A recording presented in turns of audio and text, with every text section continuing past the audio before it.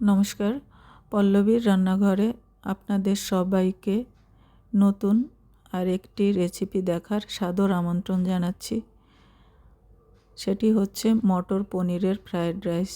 তার জন্য বাসমতি চালগুলোকে ধুয়ে আমি কিছুক্ষণ জলের মধ্যে ভিজিয়ে রেখে দেব 20 মিনিটের মতো। আর এদিকে একটি হাঁড়িতে জল গরম করে তার মধ্যে লবণ দিয়ে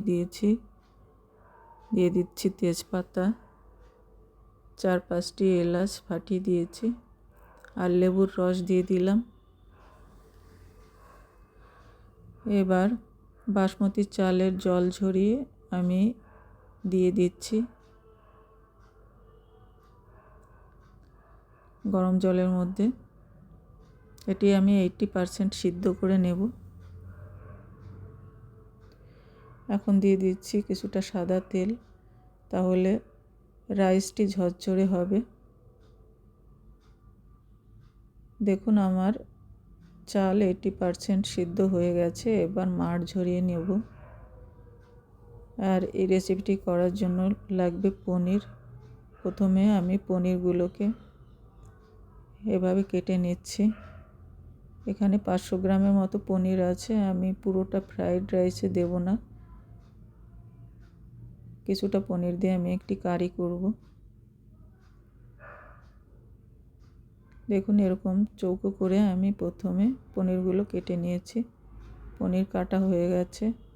এবার কড়াইয়ের মধ্যে সাদা তেল গরম করে আমি পনিরগুলোকে হালকা ভেজে নেব। খুব বেশি ভাজা যাবে না, তাহলে শক্ত হয়ে যাবে। একদম মিডিয়াম টু লো ফ্লেমে পনিরগুলো আমি ভেজে নিলাম। ভাজা হয়ে গেছে, এখন নামিয়ে নিচ্ছি।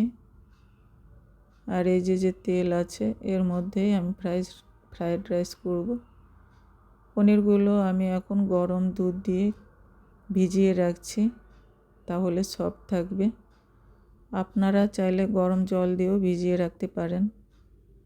লবণ দিয়ে দিলাম। এখন লবণ মিশিয়ে নিচ্ছি।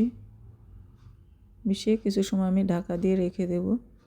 রেসিপিটি করার জন্য লাগবে তেজপাতা, বিনস, গাজর আর মটরশুঁটি। কড়াইয়ের তেলের মধ্যে আমি 2 চা চামচ ঘি দিয়ে দিলাম। মিডিয়াম টু লো ফ্লেমে আমি এখন মশলাটি কষাবো। দিয়ে দিলাম তেজপাতা, হালকা ব্রাউন হয়ে গেছে। এবার দিয়ে দিচ্ছি আদা আর কাঁচা লঙ্কার পেস্ট। এর মধ্যে আমি দারচিনিও দিয়ে দিয়েছি কয়েক টুকরো। দিয়ে দিলাম মটরশুঁটি। এগুলোকে অনেকে কড়াইশুঁটিও বলে। বিনস দিয়ে দিলাম। এবার দিয়ে দেব গাজর। এগুলোকে আমি আধ সিদ্ধ করে নেব।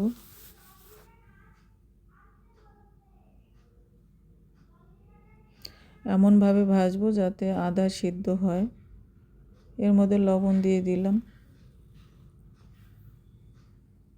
এবার ভালো করে মিশিয়ে 1-1.5 মিনিটের মতো আমি ঢাকা দিয়ে রেখে দেব।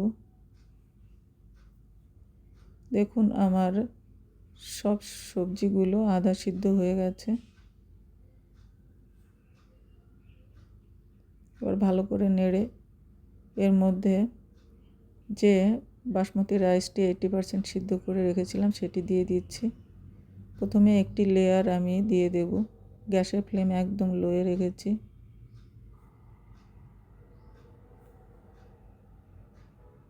একটি লেয়ার দেওয়ার পরে আমি এই পনিরের মধ্যে গোলমরিচের গুঁড়ো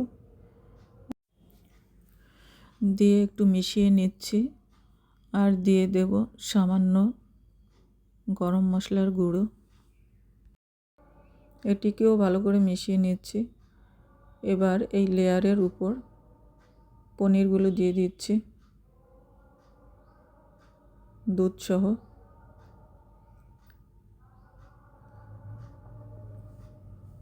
এর উপর আরেকটি লেয়ার দিয়ে দিচ্ছি।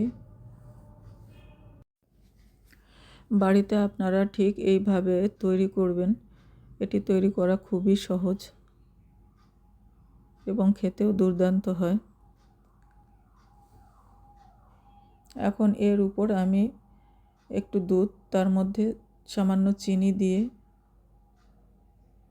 দিয়ে দিলাম রাইসের উপর।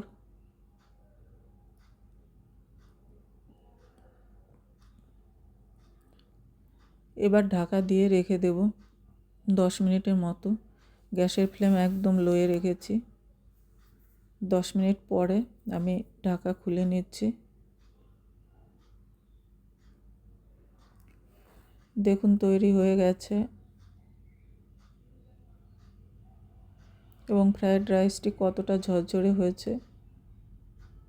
100% সিদ্ধ হয়ে গেছে এখন।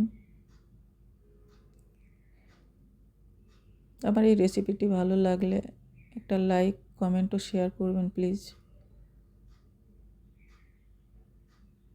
এটি এখন আমি নামিয়ে নেব। এটি আলুর দমের সাথেও পরিবেশন করা যায়। আমি পনিরের কারির সাথে এটি পরিবেশন করব। এটি আপনারা গরম গরম পরিবেশন করবেন। আজ এই পর্যন্ত। আপনারা ভালো থাকবেন, সুস্থ থাকবেন। নমস্কার।